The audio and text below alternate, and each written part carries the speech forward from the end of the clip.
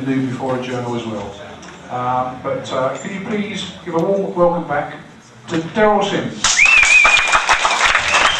Wicked! Wicked! Wicked! Welcome to Texas. Wicked! Right in the middle of the UK. It's good to see you again, as much as I can see. We're going to do a little demonstration in a little bit on... first off, we had a little problem with the slides before, and I told you I would help to finish some of this up. So what we're going to do is show a couple of the slides. One of the slides that we're going to show, a couple of them, we're going to show about two last slides on the implants that we didn't get to show before. Then I'm going to give you a quick brief on this, and of course at some point you can ask some questions and all that, but I think, what I think is this, and you have to judge for yourselves.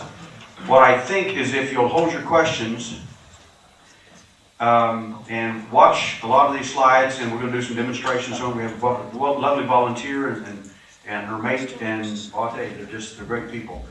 You'll meet them in just a moment. I put some fluorescence on her because I want to show you where the fluorescence is we found, what kind we found, and maybe what some of the meanings are.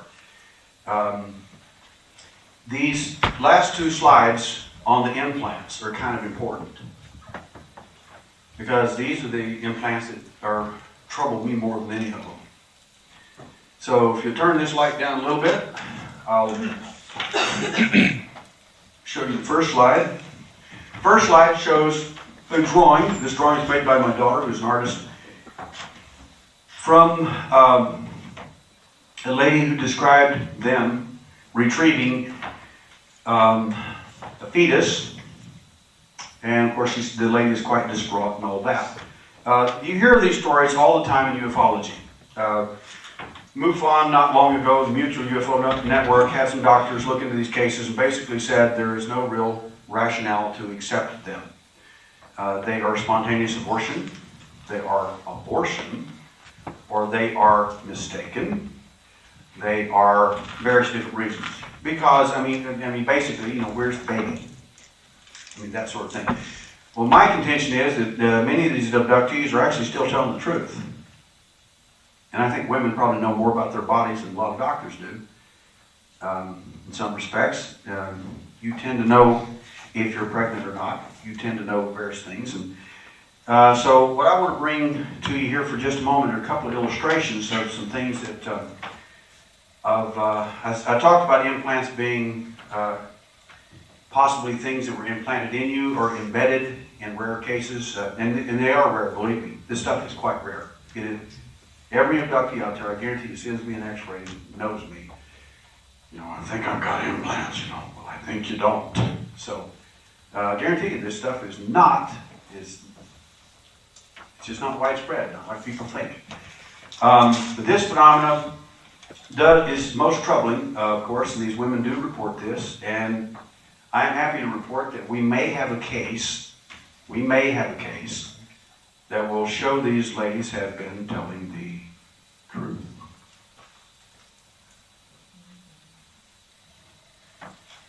We see these drawings, we see these stories, we hear them crying, we hear all this stuff. And, well, that's just a psychological problem with these ladies. And, yeah, I guess it would be. Somebody stole your kid.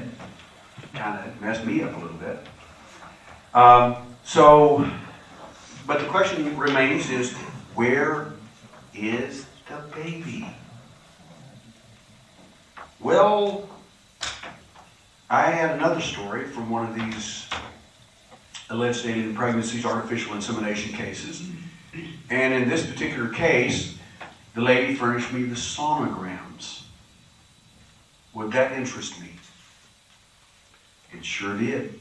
Then I took them to the fetal hospital down here in London some time ago and asked them to look at the sonograms. I said, this is not an insurance case, I'm an American. I had a doctor with me, and I said, I'd like for you to tell me if these sonograms are okay. And they looked at them. One of the doctors says, may I bring a consult? And I said, please do. Another doctor walks in, both MDs look at this, and she lays them out and says, oh my goodness. This is not right. I said, what do you mean? She said, well, the sonograms are not consistent with the fetal development of this child. I said, what are you saying? She said, whoever took these had no interest in the fetal development of this child. This is not right. These sonograms are not taken correctly. Okay. I said, is there anything in the sonograms that you notice that might be of interest to the person who took them in that particular fashion? She says, oh my God, what a strange, here's the body, and there's the head. Oh my God, she said, what a strange little head. Small pointed little chin, and a large bulbous head. I said, okay. Well, can you give me any medical condition that might account for this anomaly? She says, yes, possibly hydrocephalus. I said, okay. I said, my sister died from hydrocephalus, and she didn't look like that at all. I said, I want to thank you for looking at the sonograms for us and for your input. And we all shook hands and left. The only reason I believe this lady's story isn't because she's claims to be an abductee. It's because when you make real claims like this, at some point you better come up with the piece of evidence. And she did. She did an attempt to do so. Whoever was involved in this process made a mistake of giving her sonograms, some photos of them, and that was probably a mistake on someone's part. So I am very, very interested in this. Since then, I met a surgical nurse in the United States who told me of a bizarre story of her alleged alien pregnancy. She didn't know what that was, but anyway, she had some partial memories, and long story short is, if her story is to be believed, she definitely did get pregnant, she definitely did have a kid, and it was apparently one of these type of stories. And of course I was kind of shocked, amazed, and said, wait. You mean you came to term? She said, oh yes. There wasn't anything unusual about your child. And she said, oh yes, she said he looked like a human grasshopper when he was born. She said, Mr. Sims, I've been searching for nurse for 35 years. And I've seen just about everything. My son's normal now.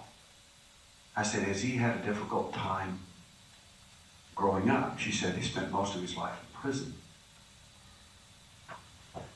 Would he be interested in the DNA test, swab for inside of his cheek and some hair we could take? She said, I've already talked to him about it. He said he would be glad to do what you want to do.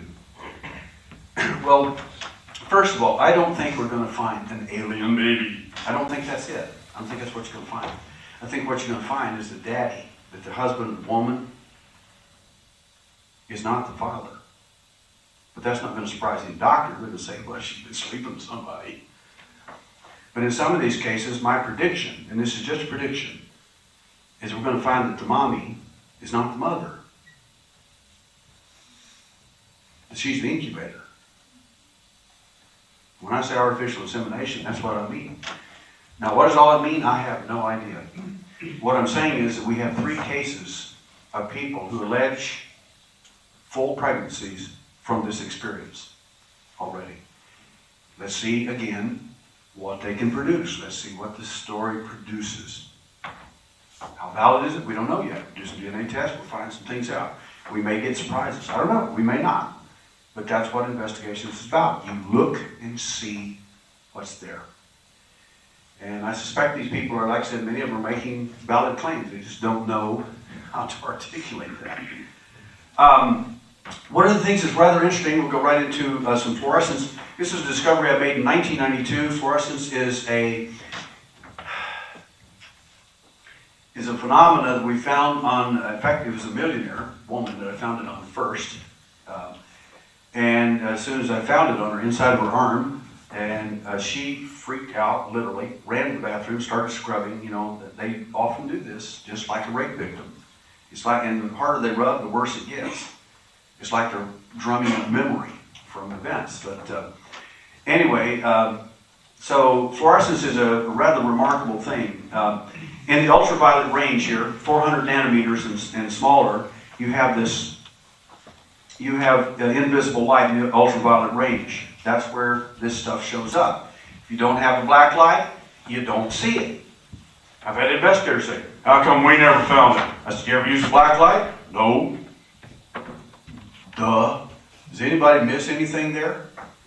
And by the same token, so all the color there you see, that's the visible light range between 400 and 700 nanometers.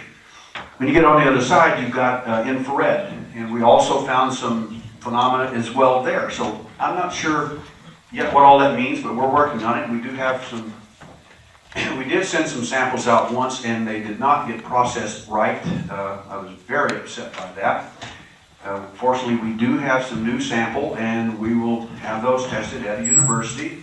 They don't know what it is, they won't know anything, it'll be a blinded study, and we'll just find out from them.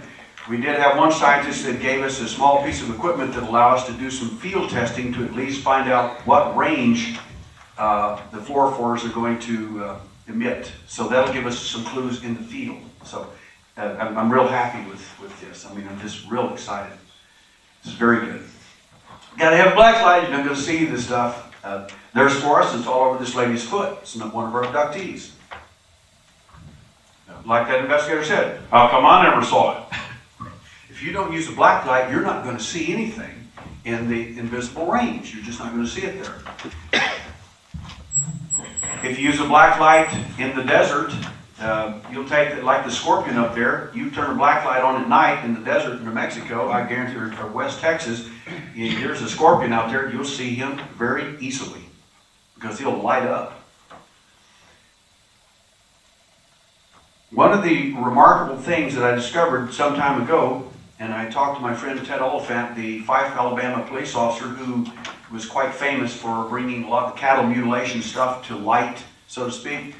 And when we had our private meetings, he asked to see me when I came to San Francisco. He asked a remarkable question of me 3 times in a row. And the third time, he won't let go. Well, he's like a bulldog. Once he gets on you, that's it. He bought me dinner and then looked at me and said, what do you know about cattle mutilations? I said, you're the expert. And that didn't work. I mean, I tried 3 different answers and it didn't work on the guy. So I said, he's a cop. What do you expect? I said, I suspect you have at least 3 different kinds of cattle mutilations. The first kind, I think they do. And it's very clear, medically, that it's distinctly different than anything else we do. The second group of mutilations, in my opinion, have to do with what we do. He said, who is we? I said, well, specifically, in my opinion, NSA.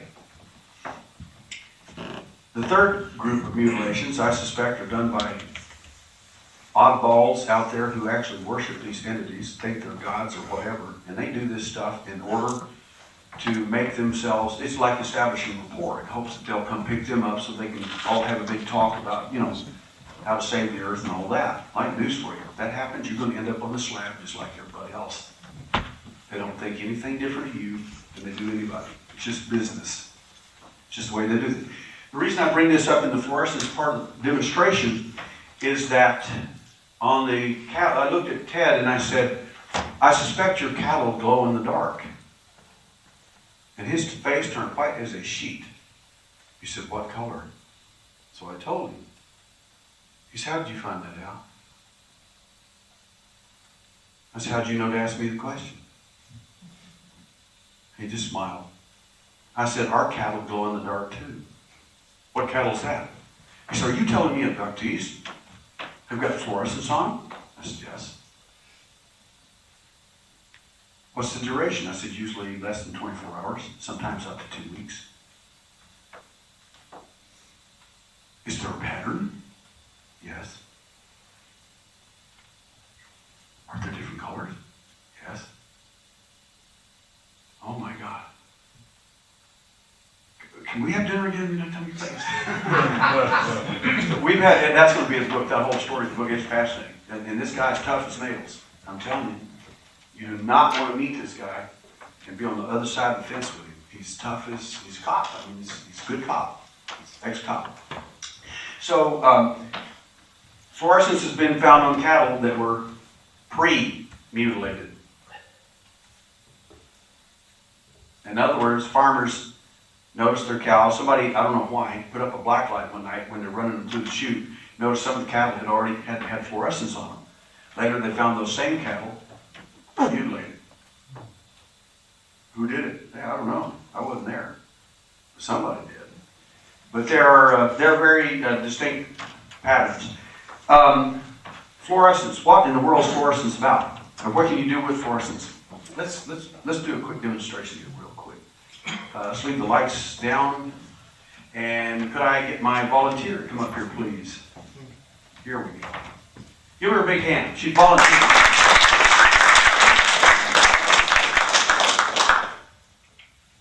Okay. And let's put on a black light and see if we can. Oh, you got stuff all over you. Wow.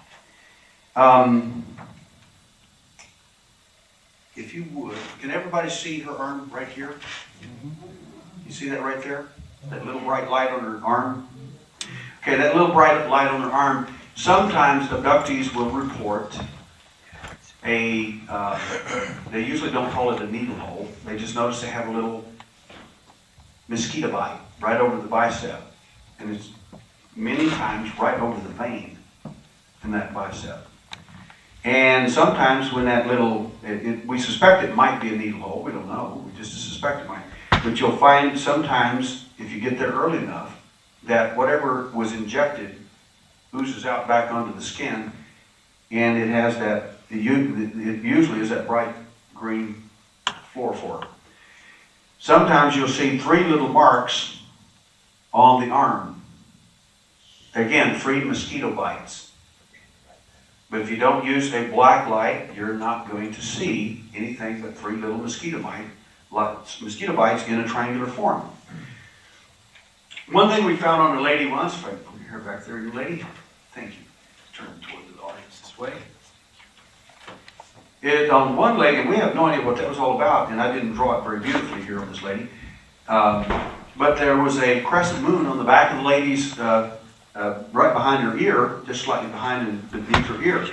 And why that existed, I haven't the slightest idea. Can everybody see over there too? Okay.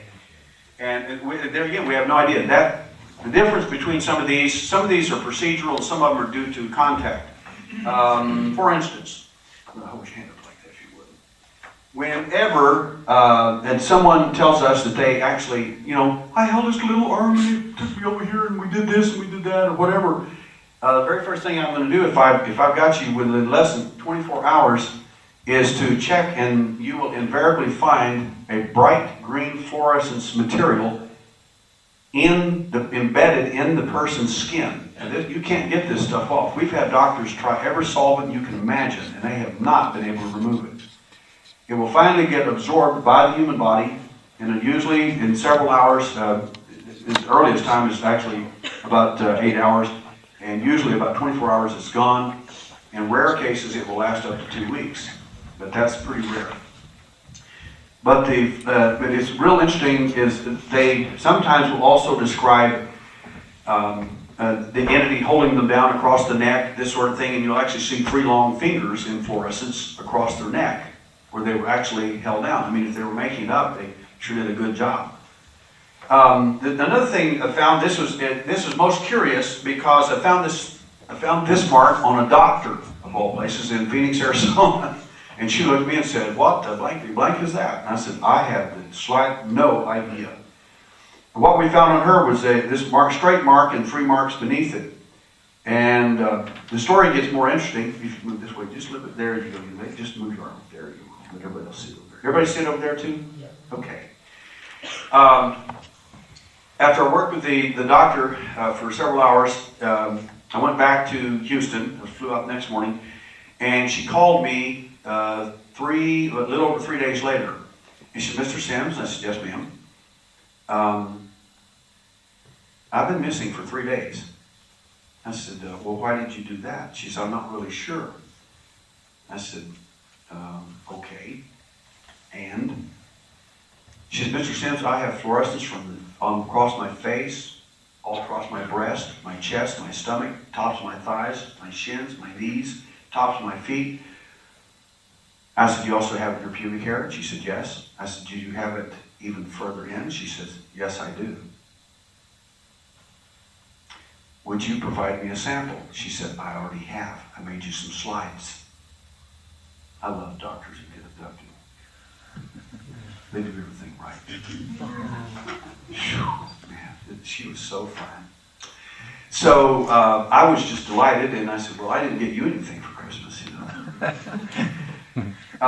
This is one of the most interesting ones. One lady came to me with this story. She said, "Mr. Sims, I know I'm making it up. I know it's not true. I know that I just had a dream, and I know I'm probably just hallucinating." I said, "Will you just tell me the story and knock it off?"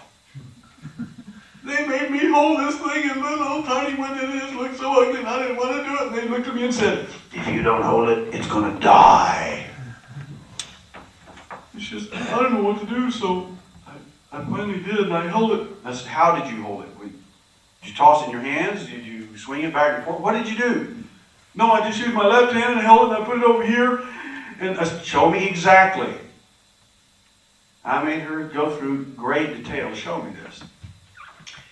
And without her knowing anything, I said, of course this had happened very recently, that's why she was still upset. "This happened last night." I said, "Thank God."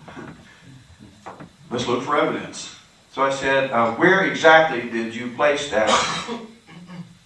How'd you hold it?" And she said, "Well, I held this little rear end right here in my..." "What is that?" I said, "Where did the face go?" And she'd already told me. And it was right there. There you go. I held its little face right there on my neck. And at that point, she, again, like most of these ladies, ran to the bathroom, started scrubbing and crying and all this, like they're acting like they're again a rape victim. It's really interesting to watch.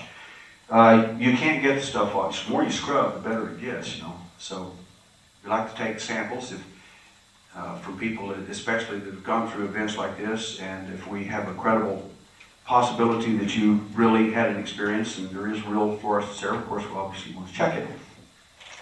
I want you to thank everybody. Give this lady a big hand for her. Now, young ladies, that stuff will wear off in about 6 months, so you got nothing to worry about. I'm going to tell you a little bit about fluorescence, and then you can just let your mind wander. This is fluorescence from a bull. This is bull sperm, and the fluorescence you see, what I'm trying to show you here is that fluorescence is not new. It's been used in the medical field for some time. And you can do all kinds of interesting things with fluorescence. You can, and I use the bull sperm here in particular because I simply wanted, I think people ought to be looking at cattle in a different way instead of just the fact that it got mutilated or something. You might want to look at it in other terms. There were 12, 14 witnesses who are all government workers, saw a UFO come over a whole herd of elk. And Peter Davenport was one of the people investigating, and a friend of mine. And the witnesses are out there working on the side of, just working. And they notice this little UFO, small UFO, comes over this herd of elk. The elk start scattering in all directions. It seems that the UFO parted one of them out, singled it out. And then they, according to all witnesses, watched the elk by some invisible force get lifted off the ground and carried away. A day or so later, an elk is found, and we don't know that it was the same one, was found mutilated right after the event. So they went and investigated and so on. I was real surprised that I sent them some information I thought that might be useful, like, you might want to take a black light and do a few other things and, just to check with. And they had not, and I wish they had. This is Irani Granci, and a UFO investigator in Brazil, and this is her daughter on my right side. And here she's looking at some of her evidence and different things we've accomplished and so on. This is the Grand Dame of ufology. I mean, this lady has done probably more for ufology in all of South America, and maybe for ufology in general, probably than any other woman alive. She's an absolutely amazing woman. We found something that glowed on her, and she's, "Oh my God, that's it!" And I said, "It isn't. It isn't. I promise you. It's not. And she got really excited about that, and she just had to see how the process worked and so on. This is on a surgical nurse. She outlined the fluorescence because she couldn't photograph it. She didn't know how to photograph it and make it light up at the same time. It was a bit difficult for her. So she drew an outline of exactly where she found the fluorescence on her. She is an abductee, has been for many, many years.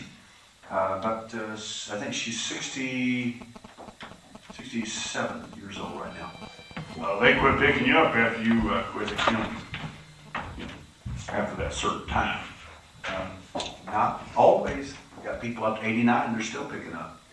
This is some fluorescence on an individual's hand. And as we've already demonstrated from the illustration, again, this is to possible contact. There is fluorescence on this lady. This is the lady that lost her 2 children in the abduction. You can barely see the fluorescence here because it's difficult to light up somebody with fluorescence and then to photograph them, so you have to use a different setup to do it. Also notice the huge triangular bruisings on this lady. That's an interesting case, to say the least.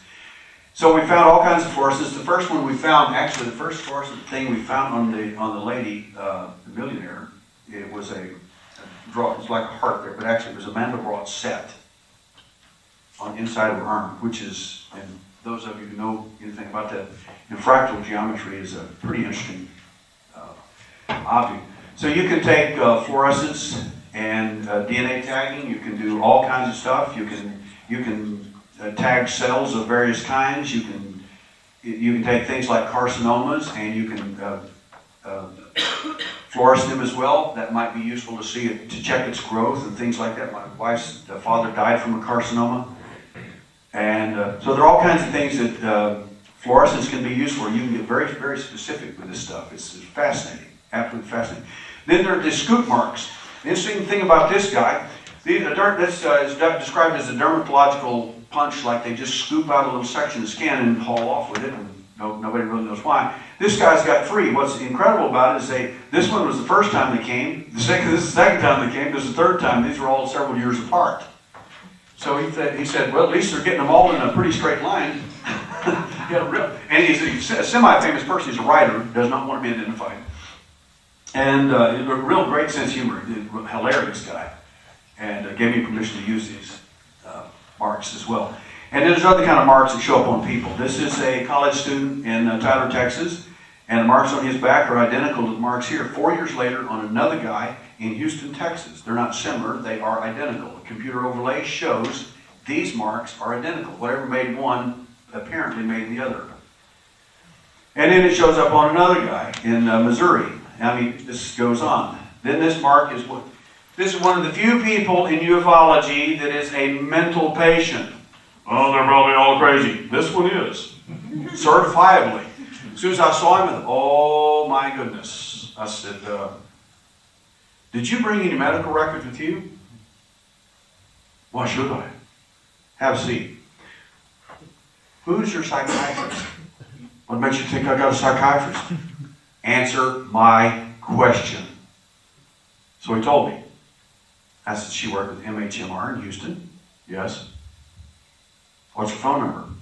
I don't want to give that to you. I said, this interview will be over instantly if you don't. What are you going to do? I'm going to call her. Why? Because I'm not going to do anything with you that she's not aware of. That's your doctor. You don't do that kind of stuff. We don't do that here. So called the doctor, said, I've got a gentleman here, and she says, yes, and she knew exactly who it was. And I said, he's got some marks on him, and he's got a story, and he's got a dermatology report, and he's got a bunch of stuff that interests me. And I suspect that he may be telling the truth about his story. And she says, I think he would benefit from your program, and I highly recommend it. I knew what that meant. Don't send him back. I'm serious. I'm serious. Anyway, nice guy. But anyway, the long story short, this mark shows up on his back right off the bat. I said, that looks like a test pattern for a dermatology test pattern. And he says, I thought you'd say that, and hands me a dermatology report. Dermatologist. And I said, oops, sorry about that.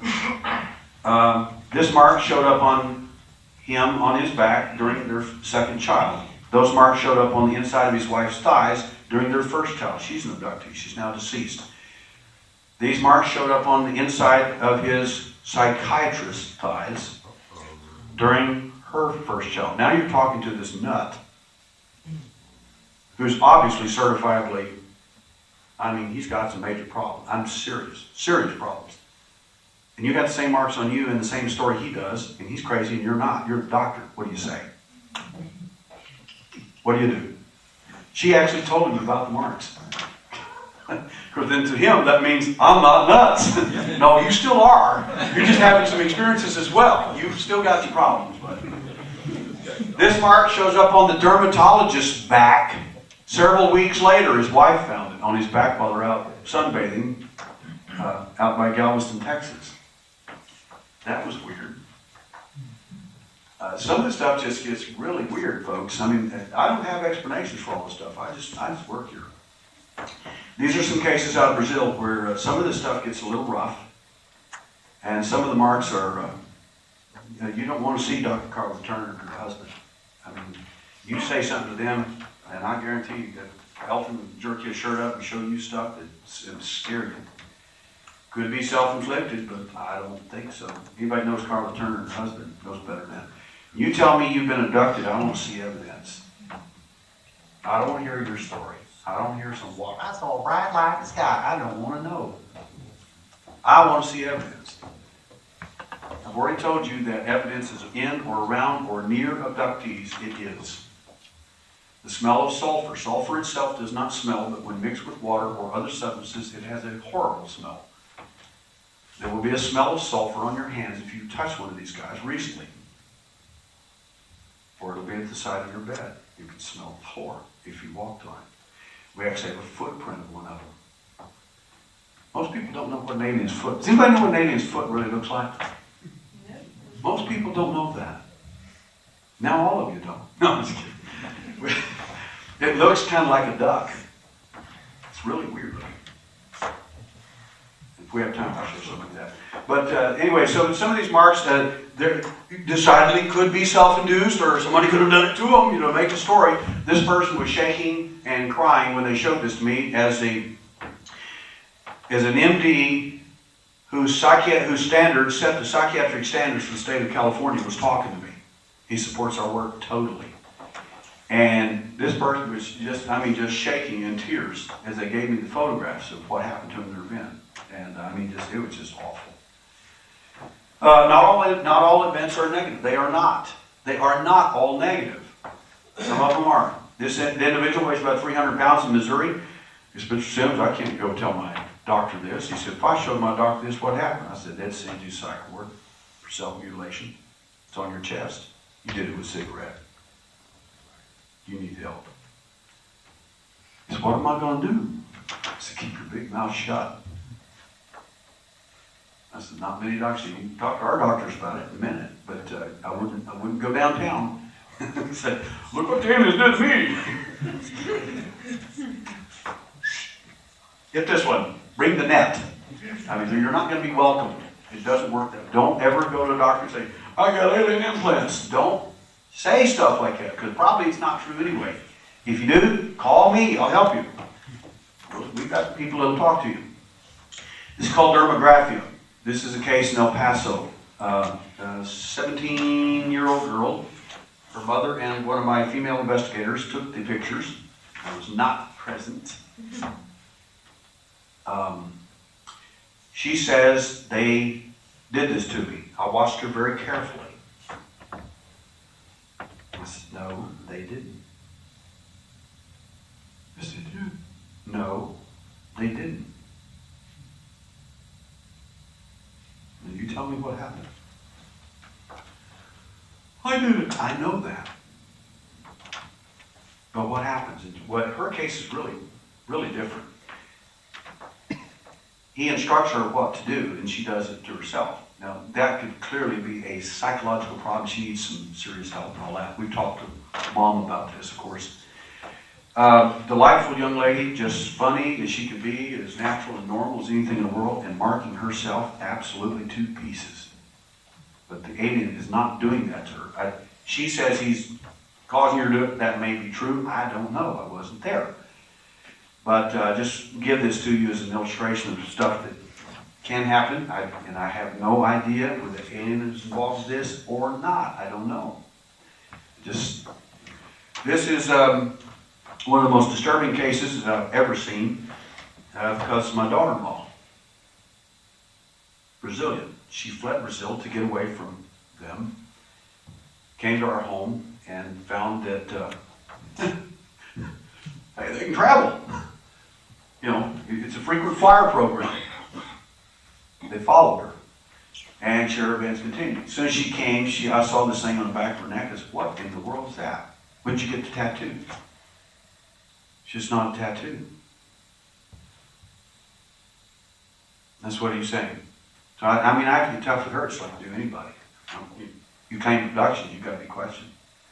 I said, that's a tattoo. She said, no, that's after tattoo removal. After removal, that's what's left. And I said, why didn't you turn this into the police or some official? She said, I did. The Federal Police of Brazil took this picture. They didn't know what to do. I told them the story. I said, do you have any idea what that is or why? And she says, yes. Okay.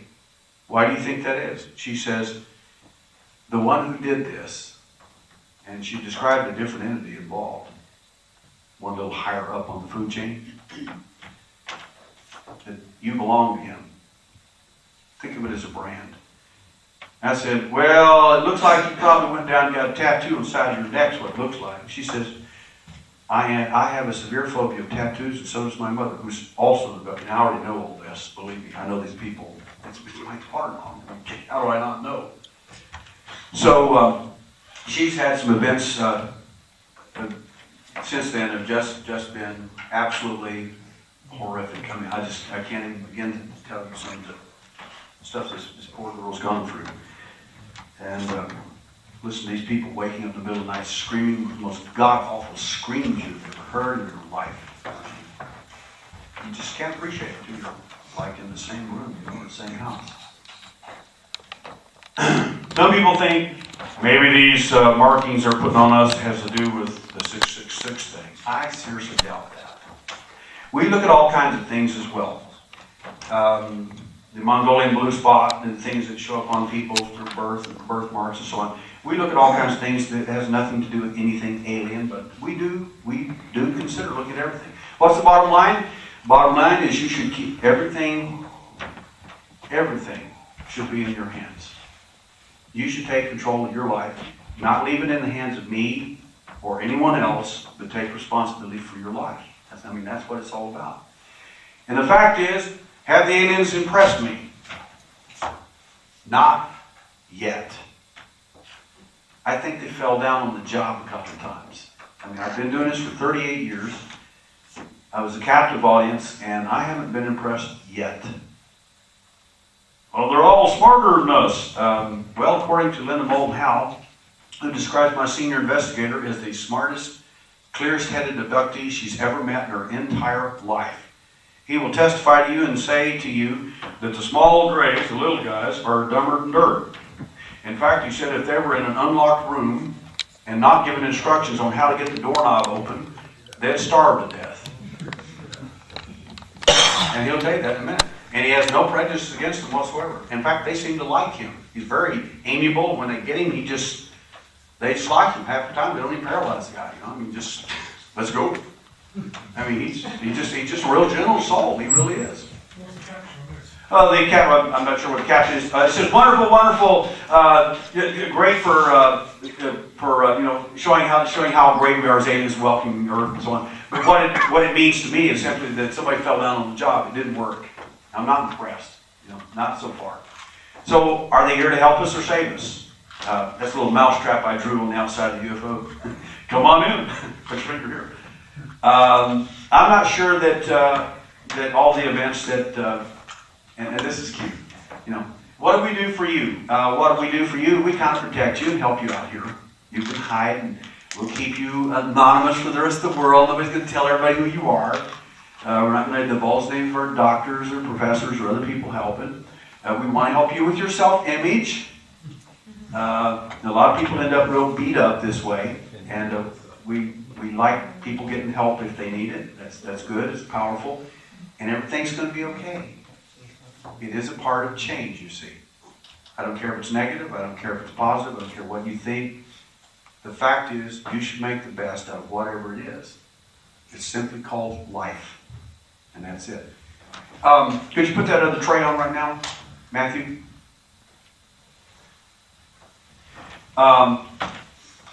Some of the other things, I will show you a few other slides real quick. Before we do that, I'm going to show you a quick demonstration here.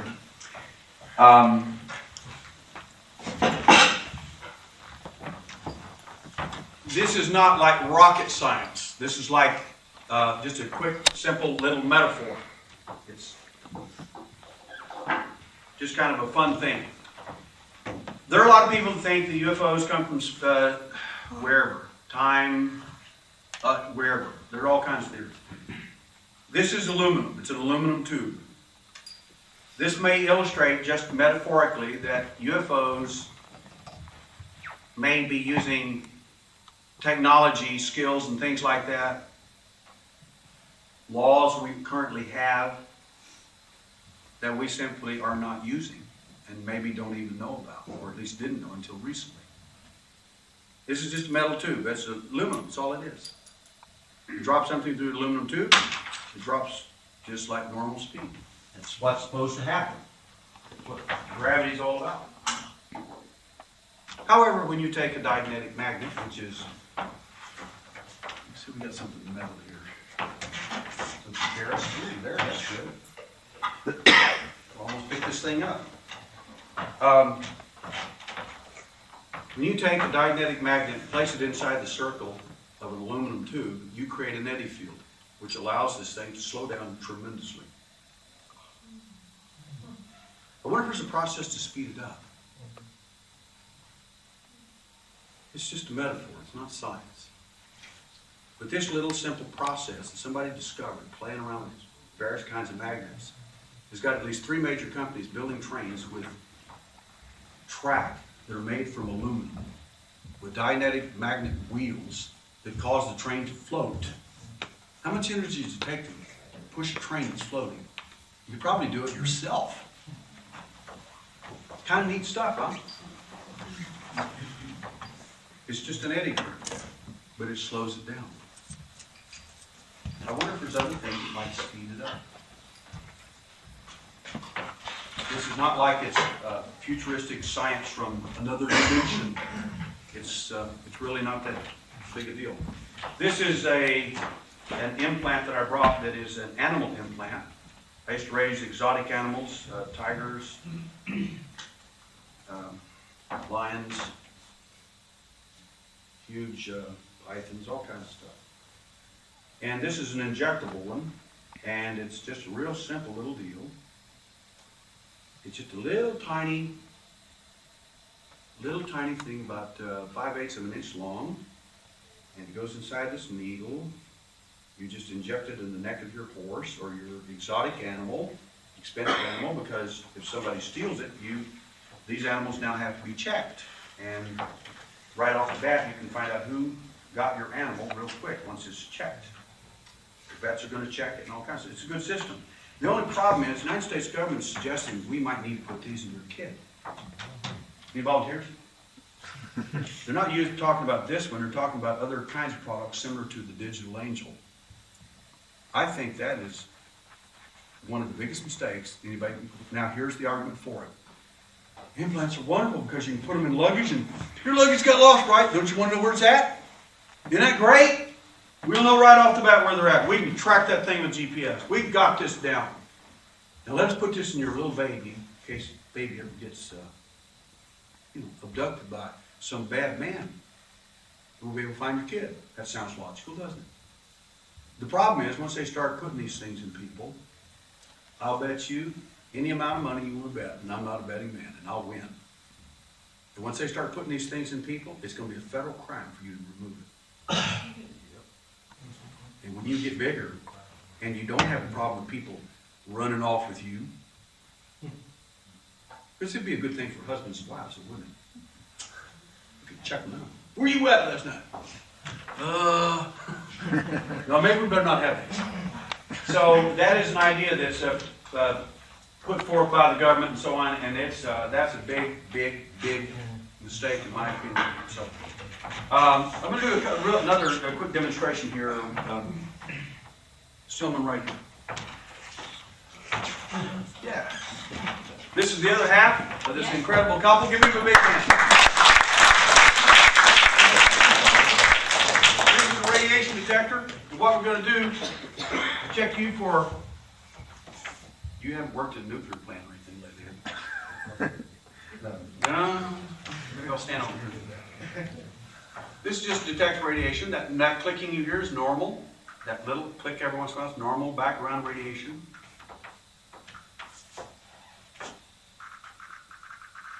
What'd you say you did?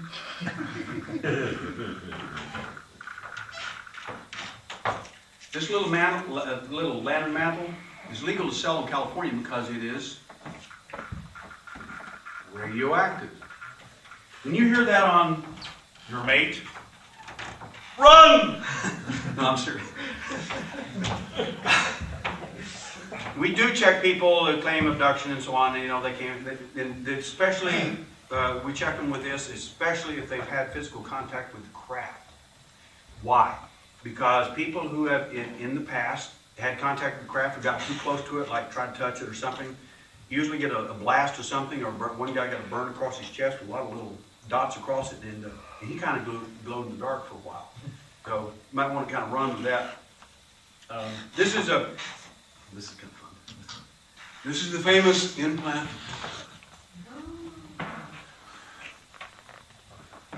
Okay. Not that last time. This is called a Gauss meter. This is Dr. Gauss. I'm going to tell you how many implants have actually been detected with this Gauss meter. Let's see if we can find an implant on this guy. Ready?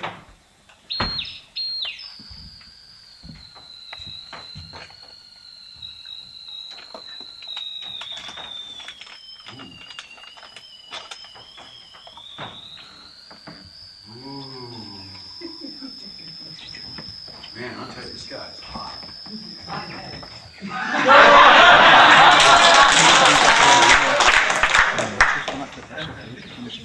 Whoa! Must be an implant right there. There. Breast implant. This does not detect any implants at all. I don't care what anybody wrote in the book. It doesn't.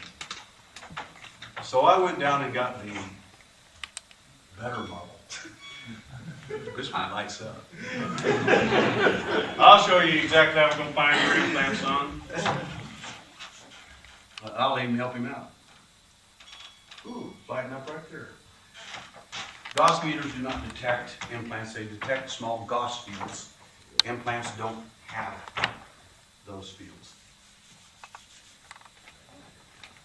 So when people tell you they'll just use this Gauss meter to find an implant, that's just not true. And in the case where this was reported, I was there. That's not what happened. I think we just ought to be fair about what we're finding and what we're not finding. So I'm sorry to say that we can't find any implants.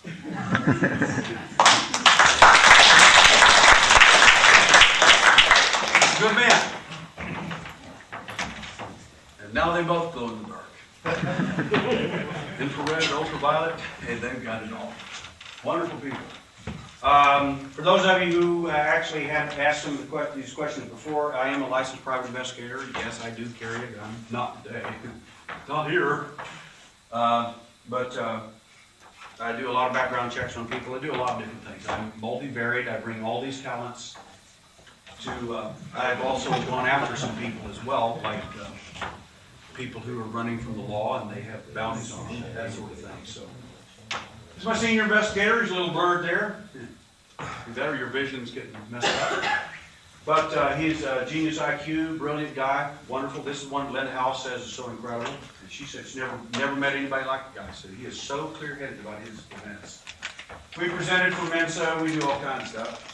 I do a lot of therapeutic work as well with people. This lady, psychologist told me it'd take 2 years for this lady to get over her severe snake phobia. And it was the most severe thing I'd ever seen. This is her holding a ball python 12 minutes later. It's not because I'm so hot, it's simply because if you understand the nature. How fast does it take to get a phobia? Spider jumps towards you. How fast does that happen? It's instantaneous. Well, it's obvious if you know how to reverse that process, you could get rid of it pretty quickly if you understood that. So it's not like it's rocket science. I am a hypnotic anesthesia therapist, and this is one of our abductees who went through our surgery, and unfortunately the biological impact disappeared. I'm really upset about that. We do have a questionnaire that we run these people through. We have all kinds of other tests. We have symbolic profile drawings. This is one. I'll just go through just one of these because I don't want to get into a whole lot of this. But the symbolic profile drawing, the lady's drawing a picture of a house that represents herself, and she is an abductee. This is a house that's on a cliff. Notice this thing is what? How long do you think that thing's going to last? You want to buy a house like that, sitting on a mountain here, right out in front of a mountain on the bottom of the cliff, and the bottom of it washed out underneath. There are little places in California you can buy homes like this, cheap. Right? The next rain, it's not going to be there. I mean, I'm serious. These things fall off into the water. They just keep eroding as well. For an animal that she drew to describe herself, she drew the South American cricket, one of the most destructive animals on the face of the planet. You know what? She was telling the truth. And she is. And that is her life. I think she ought to know. She drew it. A number of abductees, when they draw things, they also draw. This is a remarkable drawing. You see this a lot with a lot of abductees drawing. Imagine this castle with this dragon coming toward it. Imagine that castle. See if you can see the image here. The castle on the left and right side with the little, what is it? What do y'all call those? Yeah, and are they? Turrets? And it starts with an N. Norman? Are they Norman? Okay. Yeah, Saxon perhaps. Anyway, look at those on both ends and look at it like this, as hands instead of. And then the doors. It's amazing some of the stuff you see out of this is, and you question these people, you find out real quick. Draw an animal that symbolizes yourself or your family. An elephant. So what does that mean? He said, they never forget. So anyway, some of these are just rather fascinating. We have a workshop we do. Some of these are just absolutely astounding. And some of them get real complex and real involved too. We also have on our website an area for police and intelligence agents, real ones, to tell their stories. Obviously, after I'm convinced who they are, they prove to me who they are, they tell their story. I review that, then I take their name off of it and give them a false name. But the stories are accurate, okay? So those are on our website for those of you who have an interest, www.1800.org. We also do handwriting analysis on these people as well. Send it out to various different people. I can also do it myself, but I generally send it out because we want to know, what do you see there?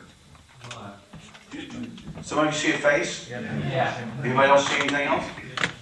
What word do you see? That's right. And if you have a propensity to lie, to exaggerate, that will show up in your handwriting. And there are some people who don't understand that or don't believe it or whatever. It doesn't make any difference to us. We use a variety of tools because we want to see what works. And we look at these abductees, their handwriting, we look at their samples, we look at a lot of different things about them. Different tests and evaluations that we go through. I used to be a police officer, so I made a flip chart, just like you do for perps. I mean, what do? So, wife gets attacked and everything. What do the police want? They want a composite of this guy. They want to know who to look for. So I put a composite together where they can flip through it and pick out their own. It's kind of like flip and get your own alien, Why would I do that? Because 55% of your communication is your physiology.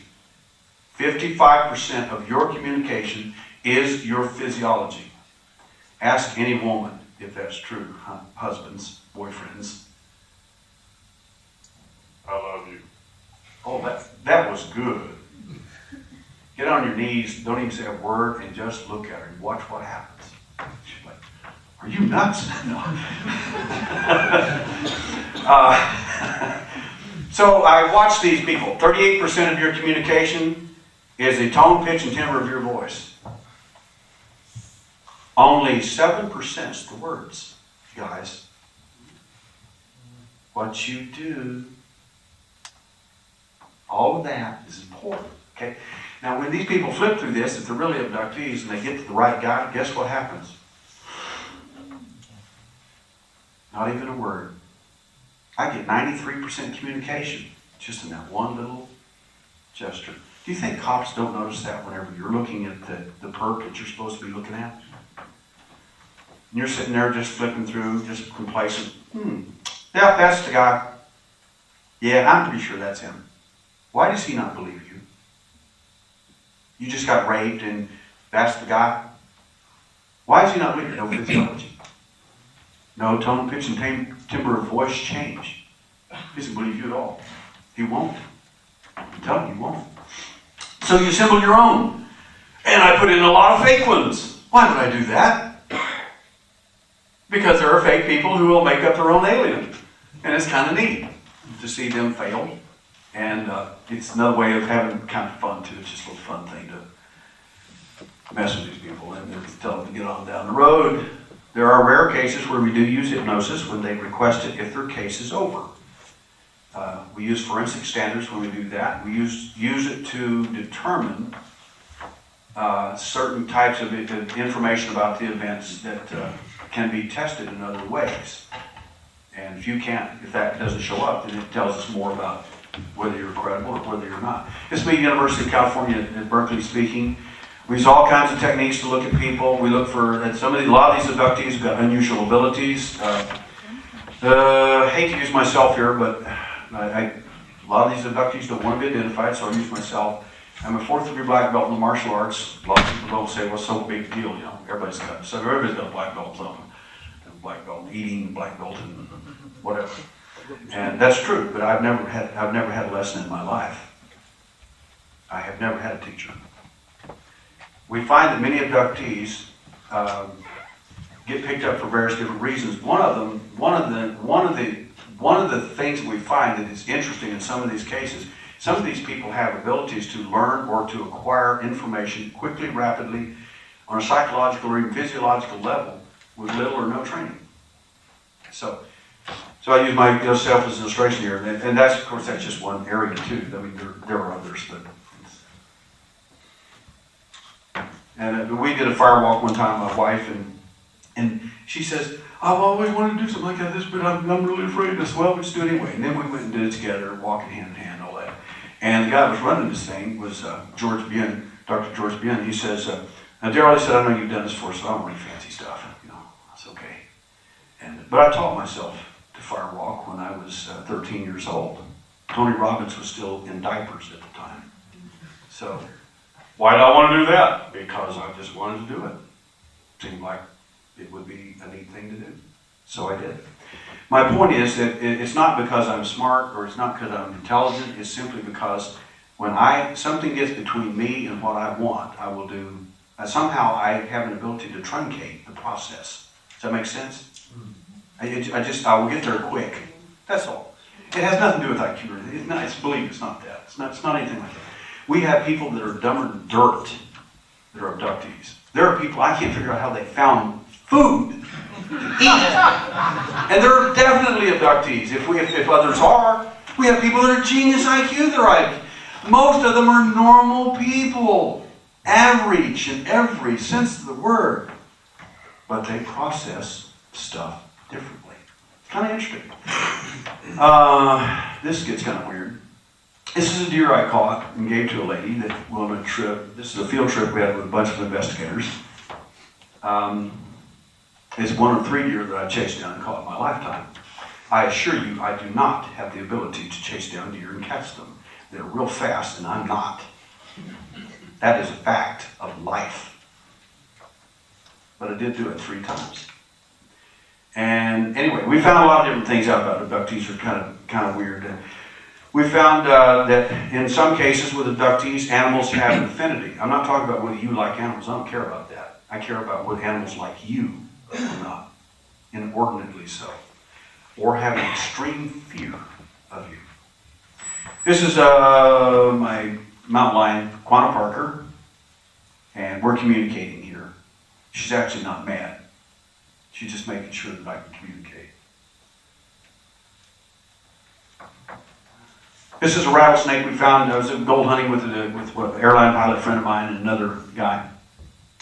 And we got to the end of the road, and literally, there's no more road out in New Mexico, and there's this big rattlesnake laying in the middle of the road. And I walked out and looked at it. Now, I would not normally do this, but it looked okay to me. I don't know what that means, but it looked like it was okay. So I picked it up, started playing with it. As you can see, it was quite friendly. Laid it back down, and I got ready to go, and this airline pilot friend of mine walked over and, hey, I can do that too. He walked over and that thing, almost struck him on the leg as soon as he got there. Very, very fast animal, I tell you. So infinity with animal is kind of a big deal. Another thing we found is 45% of our people, Native American Indian Irish. There are only 2% of the people in the United States that are American Indian and Irish. 2%. What do you think the chances are? 45% of Native American Indian Irish that are abductees. Almost none. 31% of them seem to have, or up to 31%, depends on our staff, depends on how many people we have at the time. Have a rare drug allergy to procaine, xylocaine, lidocaine, novocaine, cocaine. Anybody here got an allergy to cocaine? Don't raise your hand. They'll haul you away, probably. So a lot of Native American Indian blood in this. When I went to Brazil, they said, "Why do you come to Brazil? All the great cases in America." I said, "No, they're not. They're down here." "Why do you think that?" I said, "Because you're all Indians." "No, we're Portuguese." I said, "No, that's what you speak." Who did you marry when you got here? Who did your kids marry? Who are your kids marrying today? Oh. I said, it makes some of the most beautiful looking people you've ever seen. It's like they're sculptured. It's weird, Wow. Go to Brazil, see what I'm talking about. This is my Native American Indian great-great-grandmother and great-great-grandfather. He is 100% Irish. He is 100%, well, our enemies call us the Cherokee. Actually, they still do. But the real name of our people were the Eniuwiga. Means the principal people. And that's her there. What a motley looking bunch. Man, I'll tell you, they put 10 people in prison if they saw them today. Okay, a couple of things. We found one lady got abducted, came back with an alleged alien pregnancy, and this thing, and what was incredible is her dog got abducted with her and her husband, and the incredible thing about that is this is the dog that did have the babies. These are all the different ones that came back from the so-called pregnancy of the dog that got abducted. It's amazing. The whole family apparently got tagged. It's an amazing case out of California. Of course, all kinds of weird things happen in California, so you have to give them a little credit there. Let me see. I want to show you a couple of things here that would be real important. My last experience was not pleasant. I'll leave it at that. This is a lady who, she's recently deceased, one of my abductees, and she assaulted her captor, tore his eye cover off. He was not in pain, and I, of course, asked, the first question I asked is he in pain? No. Is he struggling? No. Okay. He's not even trying to get away? No. What's underneath the eye? Anybody want to know? Or you want to pass that slide over? Sure. Okay. I'm just teasing. It's an American thing. She claims that she saw a red stippled screen behind the eye and little tiny white lights moving back and forth. That's what she says. And this guy's been getting her for a long, long time. As I told you before, these guys don't have belly buttons, they don't have genitalia, they don't have mammary glands, they don't have a lot of things. They may be cloned, they may be manufactured, they may be hatched. I don't know. But they don't appear to be born. This is a guy in a wheelchair, one of our abductees, who saw his UFO. This is really amazing. UFO is up here, ostensibly a UFO. He never saw the UFO up here in the picture. And then he's filming the moon at 4:30 in the morning. And the UFO comes down, and I've got 3 photographs of this, rather amazing. UFO comes down next, it's in front of the tree, and then it gets bigger in front of the tree. Of course, it's moving toward him, whatever it is. Rather interesting story there.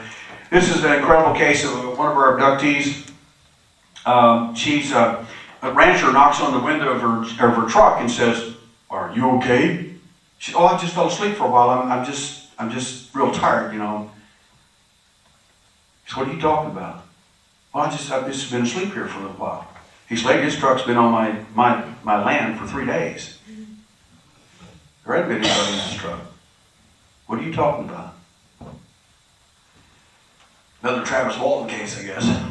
These events usually start about 3 years old, 2 years old. This is an incredible case out of New York City, but I won't get into that right now. But these are children's drawings of their events, of their entities, and so on. This is my own son's drawings. His events were so horrific that it forever changed his life. It almost ruined it. Really did. There again, the dragon stuff, you'll often see dragons in these drawings, especially with children. I want to see evidence in these cases if you really know stuff. Again, the fetus with the markings on these people and so on, the scoop marks. This guy does not believe in aliens, UFOs, or nothing. And he's getting marks all over him, including fluorescence, in the house of the lady that's getting abducted. Now, I thought that was amusing. He wakes up with these marks all over him all the time. He has no idea where they came from. And it's rather interesting. Implants, as I said, we found some of them in the eye. We found some of them in different parts of the body. There's one other thing I want to show you here, and then I'm going to take some questions. This is kind of a fun thing I like to do in a workshop. I love to tell people this. This is kind of a fun one.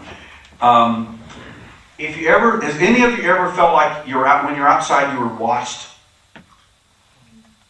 I mean, just an ominous feeling. The government, just that weird feeling. Sometimes you probably are. And this lady is one of my abductees, and she is a wonderful photographer. Sells her art, her work, of course. And she said, "I can't use these pictures." And I said, "What is the problem, sugar?" She said, "That UFO keeps showing up in them all the time. I felt like I was being watched, and I took all my pictures, and there it is." So, what do I suggest you might want to do? You might want to take your old photographs of you outside with the relatives or whatever, during times when you felt like you were being watched. And take your magnifying glass out and look at those pictures. You may find some of the stuff she found in hers. Kind of interesting. So, lights up, please. Haven't the audiovisual people been incredible? Man, they dealt with massive problems.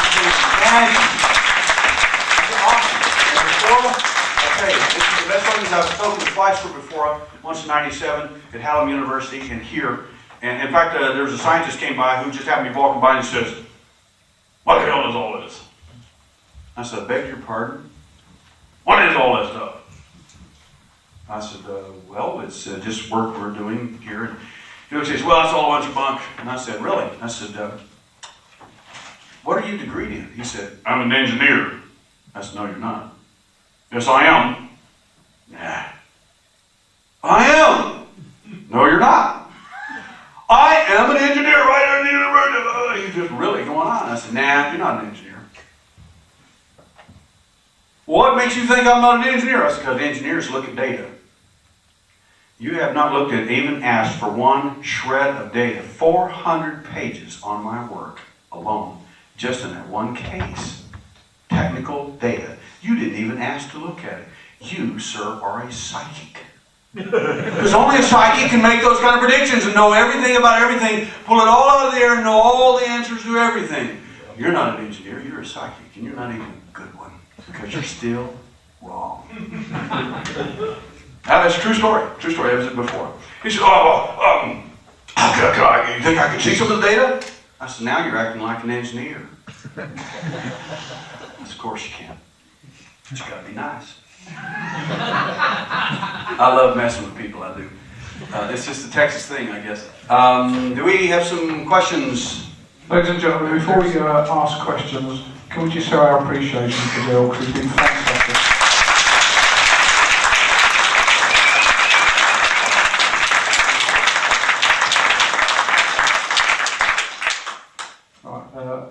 your hand up so I can come down to you. Yeah, that's 1, 2, 3, 4. Okay, we've got a question here first of all. Thank you. Derrel? Yes, sir. Have you heard of any implants of electronic devices, such as semiconductors? Something like that. In this display case I have down here, I told these 250 surgeons when I spoke to them, and I don't mind bragging about it because Dr. Lipson set this whole thing up and he was just a genius, in my opinion. The only ufologist to speak to 250 surgeons in an AMA-sponsored program for continuing education. Guess what the subject is? Medical complications of alleged human-alien contact implants. And they sit there like this. 3 of them joined forces and helped us. In the predictions I made there for these people, I said, I'm not here to prove anything to you. I don't want you to believe a word I say. I want you to disprove me, and here's how you do it. And I said, besides the objects I'm showing you here in this medical presentation, I said, what I want to tell you is one of the things we're going to find, I think, eventually, one of the things we're going to find are objects that are inserted inside people that have technology. I said, in my opinion, the alien objects will not have any technology. None. And they're all like, that doesn't even make sense. I said, we will find eventually, in my opinion, little tiny objects that do have technology. Now I've got 2 of them in here. Now the problem is I don't have a good pedigree on them. Theoretically, they're removed from surgery, but I have no pedigree on that, so that doesn't prove a thing to me. But they are technology, they are definitely human-made. If they did come out of the surgery, because I don't know, I find that extremely disturbing and a violation of human rights. But then I find a violation of human rights anytime I find an object in somebody that doesn't belong there anyway. I don't care if the government did it, the alien, or anybody else. You don't put stuff in me without me telling you it's okay. So we have 2 up here, yes, and I don't know what they are yet. We've had an engineer look at them, he's still scratching his head. But I want to send them off to university because those people will just they're beautiful. They're very dispassionate and they are effective. And the people that are doing this work for us are often the tenured professors themselves. It's not the students they're handing it off to. So, so if they say it's not, that's fine with me. If they say it is, that's fine with me. It doesn't matter. See, I'm not here to make evidence. I'm here to find what it is these people are reporting. That's all. And whatever it is we find, that's it. Right, next question. I'm just curious whether some of these creatures can shapeshift, maybe manipulate their DNA or manipulate themselves at a molecular level, at very complex levels. It's a good question. It's a good question, and I was hoping somebody would touch on this because one of the things I am is a hypnotist. I'm a real good one, too. No. You ask those people in surgery. If you're not, they sound real bad. Oh, sorry.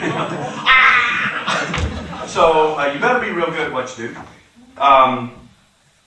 The fact is that you can watch a stage hypnotist, and you guys need to think about this a little bit.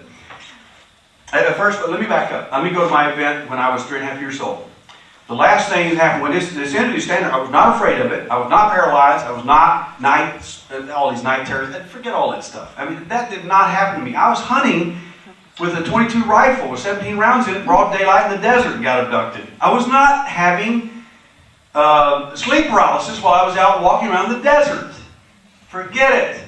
Let it go. It's not it. The fact is that when I was 3.5 years old, the entity finally started, his eyes did something. They made some kind of a slight movement. I noticed that, and I mean, all of a sudden I realized, weird, I can't move, and it started moving toward me, and I'm telling you, I got so scared, you can't even imagine the terror. In fact, I never had any bad dreams I remember as a kid, ever. I mean, I had a real happy little childhood and all that. And I couldn't move, so I pushed so hard against the wall that my little tiny bed, were pretty poor, and the little bed pushed apart from the wall, and I fell. And my shoulders and head now are on the floor, and my little hands are wedged between the bed and the wall. Now this is a mess, and this thing's coming after me, and I'm like, oh my God. So I'm laying on the floor, and it lifts up the cover underneath and sticks its huge bulbous head right up next to my face with its huge black eye. They were perfectly round. They were not elliptical. perfectly round. I think the difference is a Ford and Lexus, really. It's a new model. So whatever it is, I don't know. But when it got real close to me, it changed. Now, because now I'm also thinking now with my own self. Now I'm not just as a child back then, but also as the adult.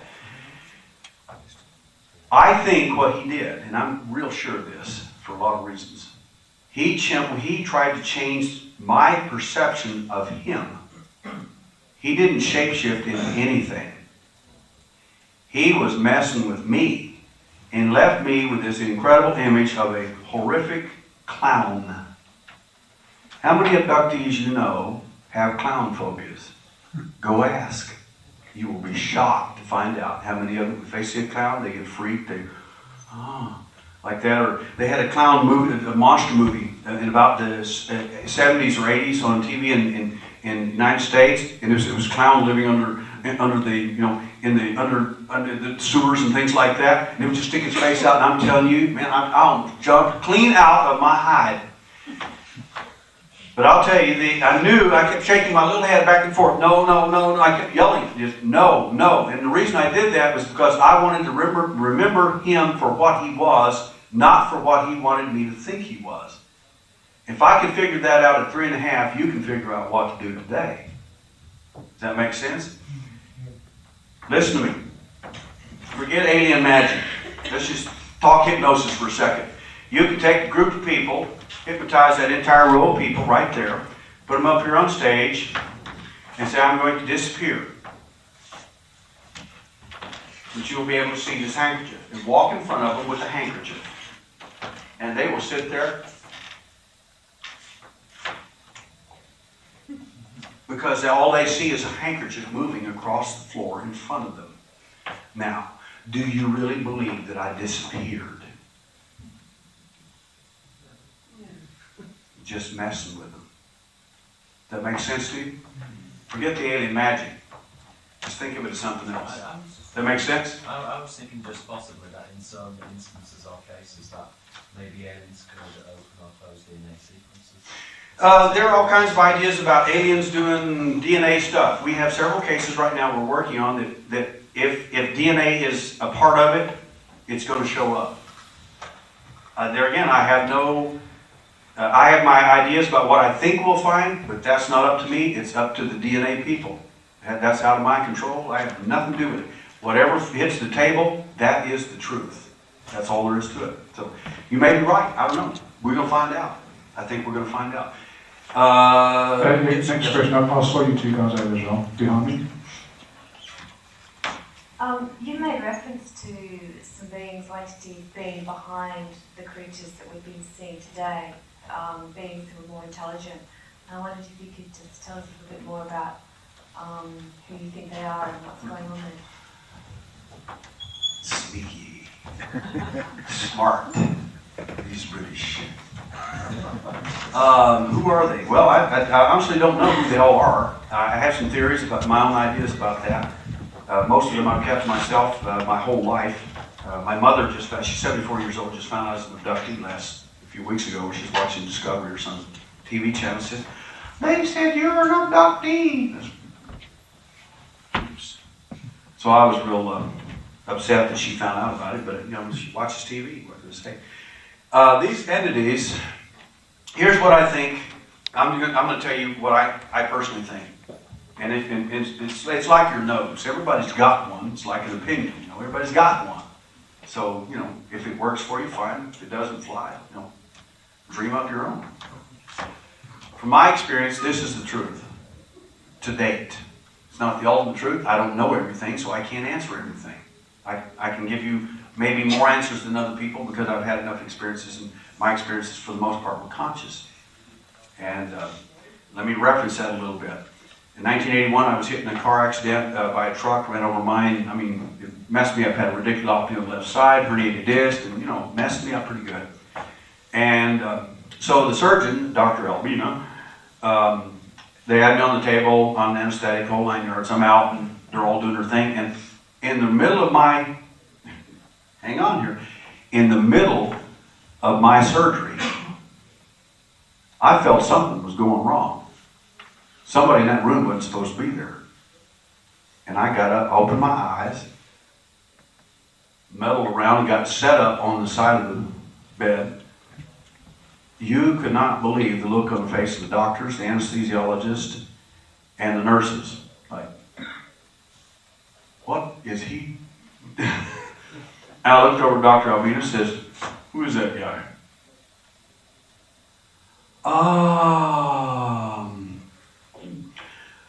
We've actually had to bring him in here because he's a specialist. He's going to do the injection, and I'm not really qualified or licensed to do that.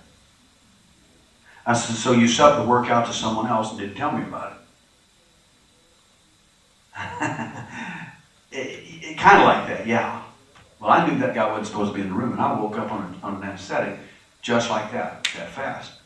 And I've been able to do that in my abduction experiences as well. It's not something really seriously goes wrong. I mean, I come out of that, whatever it is they do to us, real fast.